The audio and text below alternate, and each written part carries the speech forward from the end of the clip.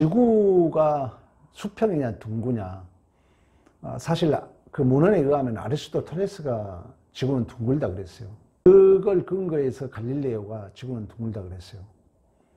근데 그 말을 듣고 도전적 생각을 가진 이제 콜럼버스가 27살에 거기에 도전장을 내밉니다. 그러니까 당시에 그 유럽에서 왕들은 미친놈이라고 했어요. 무슨 지구가 둥그냐. 근데 이제 스페인이라든가 포르투갈 이쪽에 이제 왕들에게 도움을 구합니다. 그 어느 왕이 콜럼버스와 거래를 해요. 좋다. 네가 가서 대륙을 발견하면 거기에 스페인 국기를 꽂아달라 해가지고 결국 지구가 둥글다는 것이 증명이 됩니다.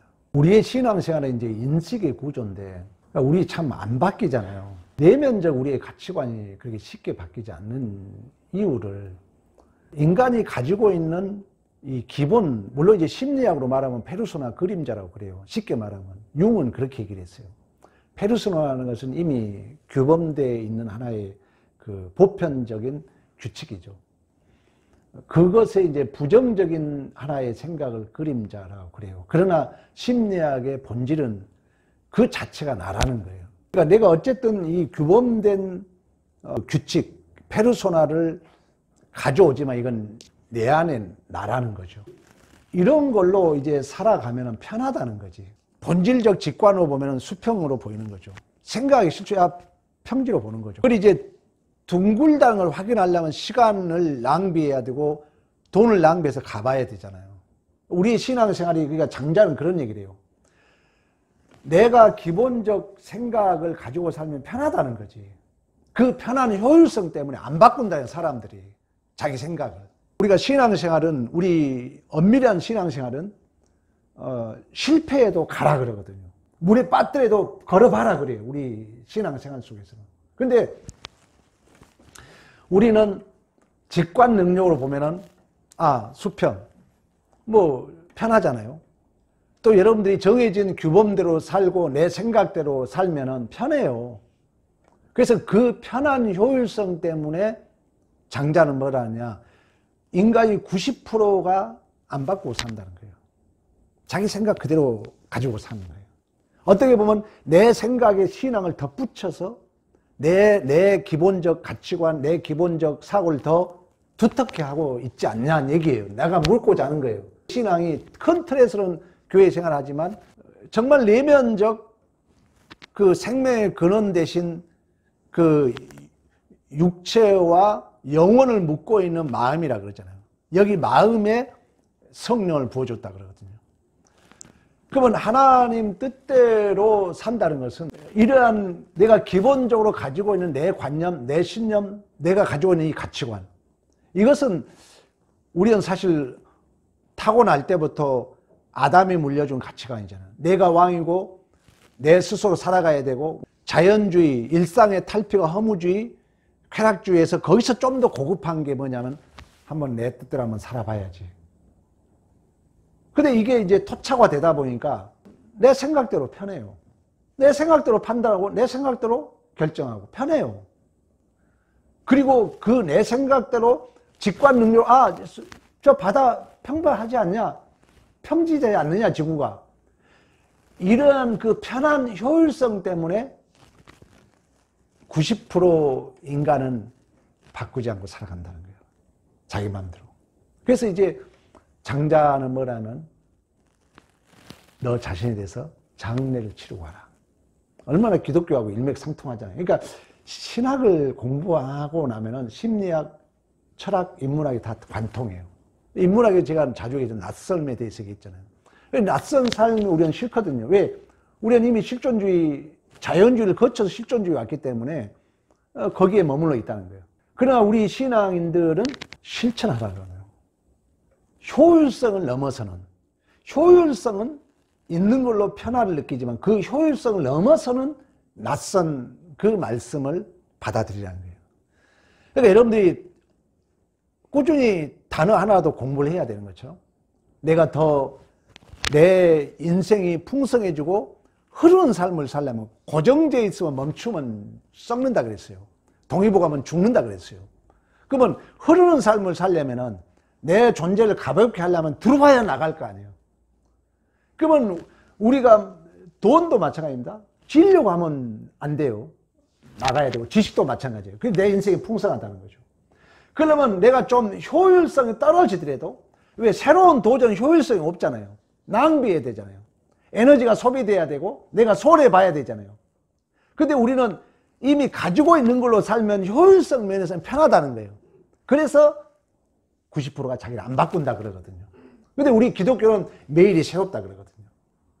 그래서 기적의 삶, 날마다 예수 안에서 새로운 삶, 기독교의 가치관은 그 기준이, 가치관의 그 근원이 하나님의 말씀이었던 것처럼 하루하루를 살아갈 때 말씀을 듣고 말씀대로 살아간다는 것은 새로운 피조물이라거든요.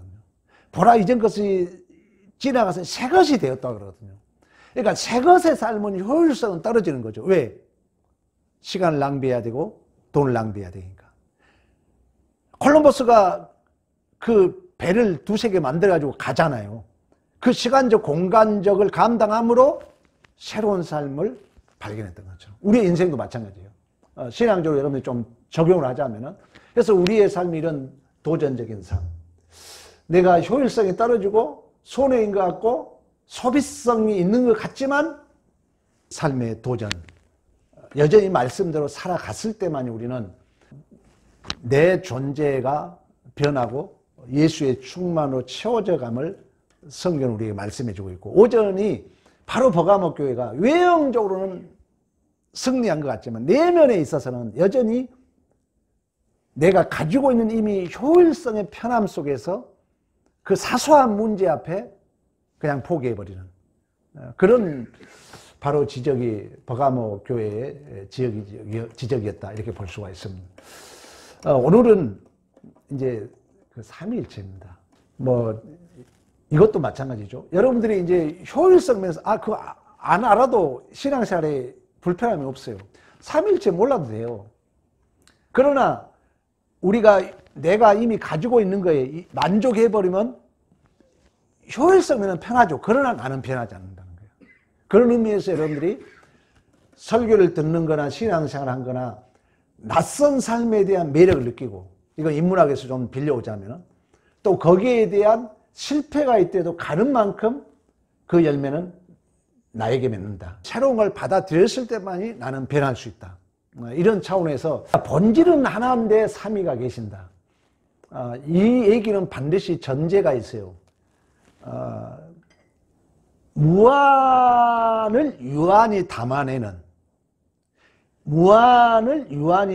신비적 고백이다 하는 거예요. 이게 전제야. 성부, 성자, 성령 하나님이 있는데 이것은 성경이 그렇게 말씀하고 있기 때문에 이렇게 고백한다 그러는 거예요. 그러니까 성부는 모든 사역의 근원이시고 신성의 기초이기에 모든 것이 그분께 돌려지나 홀로 하지 않는다는 거예요. 이 신비예요, 신비. 성부 하나님이 모든 신성의 기초이고 모든 것이 그분께 돌려지지만 홀로 하지 않고 성자와 성령에 의해서 행한다. 어려운 얘기입니다. 그래서 신비적 고백이다. 태평양을 유한히 담아왔을 뿐이다. 이렇게 얘기하는 거예요. 참 어려운 얘기죠. 그래서 그런 얘기를 해요. 실제적이다. 대표적이다. 이제 이런 존호의 목사는 그게 빌려와요. 대표적이다. 그러니까 그 대표적인 그게 전부라면 맞아요, 틀려요? 틀리잖아요. 그렇잖아요? 뭔 말인지 알겠죠? 자, 태평양 물은 떠왔어요. 이게 전부다면 틀린 거죠. 대표성이기 때문에. 그런 것처럼 분리할 수 없고 연합할 수 없는 그런 관계라고 그래요. 삼위일체 관계를. 왜냐하면 이 당시의 삼위일체의 문제로 아다니우스, 아리우스 이 신학자들로 엄청난 논쟁이 있었고, 지금도 이제 한국교회가 이런 걸 따지지 않지만 삼위일체 논쟁은 중요한 문제가 됩니다. 왜? 이게 이제 벗어나니까 내가 중보자다 이 땅에 탄생하는 거예요. 그리고 이걸 제대로 이해 못하니까 여호와 증인교는 예수를 하나님으로 인정하지 않죠. 유대인들이 예수를 하나님으로 인정하지 않고 너가 신성 못 오겠다고 예수를 죽이잖아요. 그만치 삼위일체는 어려운 고백이지만 중요한 내용이 들어있다, 이렇게 볼 수가 있는 것입니다. 그러니까 성부는 세상을 창조하시되 성자와 성령에 의해서 창조하셨다. 우리 이미 성경에 얘기하고 있잖아요. 빛이 있었다, 태초에. 또 그거 하나님과 함께 하셨다 그러잖아요. 성경적 삼위일체는 성부, 성자, 성령과의 관계인데, 성부는 세상을 창조하시되 성자, 성령과 함께 하신다. 구속은 삼위 하나님이 이루신 것이나 성자께서 직접적인 속죄 사역을 하신다. 성부, 성자, 성령 하나님이 하시는데 성자가 직접 하신다. 이걸 존 오웬 목사는 뭐라 했다고요? 실제적으로 하신다, 대표적으로 하신다, 주도적으로 하신다. 그러면 주도적으로 하니까 성자 혼자 다 했다면 맞아요, 틀려요? 틀린 거죠. 그만치 분리할 수 없고 하나로 다 볼 수 없는, 여하튼 신비한 관계입니다. 성화, 우리가 신앙이 예수 닮은 자로서 성장하고, 성화 역시 직접 속죄 사역을 이루신 분은 성자인데 그 사역이 유효하게 적용하신 분은 누구다? 성령이라는 거예요. 대략 여러분들이 이렇게 알고 있으면 힘들죠, 애울려니까.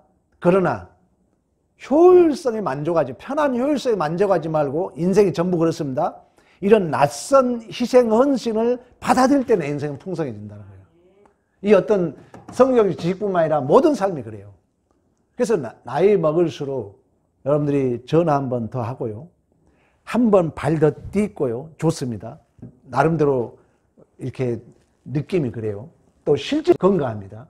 그래서 세상 길로는 가지 말되 예수 안에서는 발 한 번 더 뛰는 게 은혜고, 내 인생이 건강해지고 내 마음이 더욱더 풍성해집니다.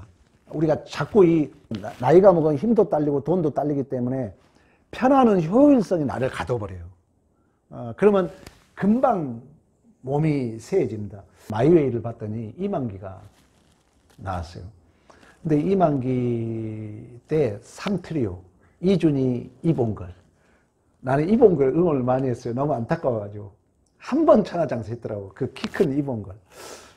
근데 이봉걸이가 어느 그 명절 그 대회에 갔다가 갑자기 허리가 아파가지고 너무 안타깝더라고. 이렇게 걷지를 잘 못해요.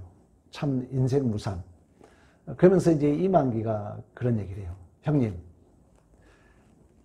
걸을 수만 있으면, 발만 뛸 수 있으면 걸으세요. 움직이세요. 맞는 얘기입니다. 이게 신앙적으로 맞는 얘기예요. 그러니까 우리가 나이 먹을수록 효율성, 이러면 편해. 말 안 하고, 관계 안 하고, 내가 이긴 것 같죠? 아니라는 거예요. 정신적으로, 육체적으로 멈추면 동의보감에서 뭐라 했어요? 병이라 했어요. 움직여야 돼요. 그러니까 육체적으로도 마찬가지고 정신적으로 마찬가지예요. 머리를 안 쓰면 뇌는 세해져요. 눈이 동글동글 해야 돼요. 눈하고 뇌하고는 83% 연결됐다고 해요. 그러니까 눈이 그만치 건강을 비례한다고 그래요. 그래서 여러분들이 내가 편하다는 효율성 때문에 90%가 사람이 변하지 않는다는 거예요. 그러다 보면 갇혀버리고 거기에 이제 우울감이 오고 마음도 세해지고 육체도 세해지기 때문에 걸을 수 있으면 걷고 뭘 기억할 수 있으면 기억하고. 그래서 웃자는 얘기지만, 그래서 여러분 어르신들이 고스톱이라 치라 그러잖아요. 도박하라는 얘기 아닙니다. 머리를 쓰라는 거예요. 건강해진다. 어쨌든 삼위일체에 있어서 성부, 성자, 성령 하나님이, 성부께서 창조 사역을 하시되 성자와 성령 함께 했다. 구속을 성자가 이루시되 여전히 삼위 하나님이 하셨는데 직접적인 속죄 사역은 성자가 했다. 성화는 역시 성자, 예수가 구속을 이루셨지만 그 속죄 사역을 유효케 하신 분은 성령 하나님이신 줄로 믿습니다. 그러므로 모든 위격이 그런 의미에서 성부, 성자, 성령 하나님이 창조 사역도 하시고 구속도 하시고 거룩하기도 하신 줄로 믿습니다. 그러니까 삼위 하나님이 하시는데 창조는 성부, 구속, 속죄 사역은 성자, 유효케 하신 역사는 성령, 이렇게 얘기를 하고 있어요. 자, 이처럼 신성의 유격에 그러면 어떻게 구분할 수 있는가? 첫째로 성부, 성자, 성령 이 신성의 세 유격에 공통적으로 돌리는데 성경이 각 유격에 대하여 독특한 점을 부여하고 있다. 그 공통적으로 돌리는 것은 한 신성 안에 영원성, 무한성, 전능성, 지혜, 선 이런 것이 본질적인 속성으로 있다는 거예요. 이것은 성부도 동일하고 성자도 동일하고 성령도 동일하다는 거예요. 한 속성 안에, 한 신성 안에. 그리고 신성의 외적인 피조물들에게 행하는 사역은 창조, 보존, 세계 통치, 교회를 모시고 보존하시고, 그리고 내부 행하시는 사역은 삼위 간에 행하시는 내적인 사역은 각 위격마다 특성이 있다. 성부께서는 그 자체로 존재하신다는 거예요. 그래서 스스로 계신 분. 다른 위격으로 말미암지 않는다 그래요. 그러니까 이거 이제 하나의 독특성인데, 성자는 성부로부터 낳으셨다 그래요. 그래서 발생관계라고 그래요. 듣고만 계십시오만. 그러나 성부로부터 신적 본질을 교통하고 소유하신다.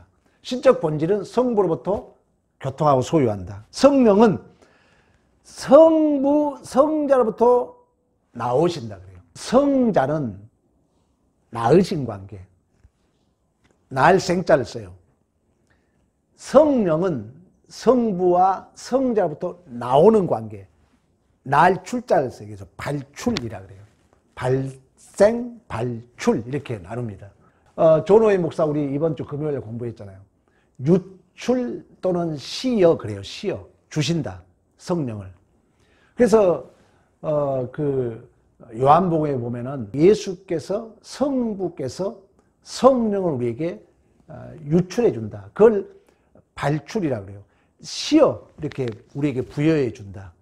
공급해 준다. 이런 얘기를 해요. 이 성경이 참 신비한데 창세기와 요한복음이 짝을 이루고 있어요. 그래서 이제 사도 요한은 창세기를 이렇게 머리에 염두에 두고 쓴 거예요. 그래서 창세기의 태초에와 요한복음의 태초라는 단어를 쓰고 있잖아요. 창세기에 빛이 있고 어둠이 있는 것처럼 요한복음도 빛에 대한 얘기를 해요. 그런데 이 창세기의 태초는 시작의 태초예요. 태초에 하나님이 천지를 창조했다는 시작의 태초. 그럼 요한복음의 태초는 같은 태초지만 요한복음의 태초는 하나님이 존재의 태초, 예수가 계신 태초예요. 그러면 아까 삼위일체 하나님에서 성부, 성자, 성령 하나님은 본질적으로는 하나라니까. 그러면은 이 요한복음에 예수가 계신 태초는 우리가 계산할 수 있는 거예요, 없는 거예요? 없는 태초라는 거예요. 그러나 창세기 태초는 시작의 태초, 태초에 하나님이 천지를 창조한 태초, 이렇게 해석이 되는 것입니다. 삼위일체 하나님에 있어서 성부, 성자, 성령 하나님이 창조하시고 구속하시고 우리를 거룩히 하신 줄로 믿습니다.